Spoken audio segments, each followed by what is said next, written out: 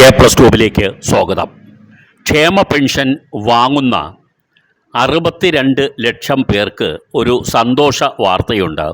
അവർക്ക് ഒരു ഗഡു ക്ഷേമ പെൻഷൻ ഈ മാസം 29-ാം തീയതി മുതൽ ലഭിച്ചു തുടങ്ങും. 6 മാസത്തെ കുടിശ്ശിക ഉള്ളതിൽ നിന്നാണ് ഒരു മാസത്തെ ക്ഷേമ പെൻഷൻ അനുവദിക്കുന്നത്. ഇതിനുവേണ്ടി 900 കോടി രൂപ ധനവകുപ്പ് അനുവദിച്ചുകൊണ്ട് ഉത്തരവ് ഇറക്കിയിട്ടുണ്ട്.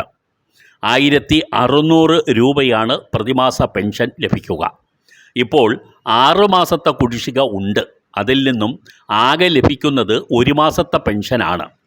കുടിശ്ശികയെല്ലാം കൂടി ഒരുമിച്ച് കിട്ടും എന്നുള്ള പ്രതീക്ഷ ഉള്ളവർക്ക് നിരാശയാണ് ഈ ഉത്തരവ് സമ്മാനിച്ചിരിക്കുന്നത്.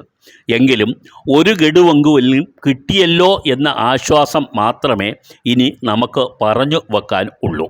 29 മുതൽ ലഭിക്കുന്നു.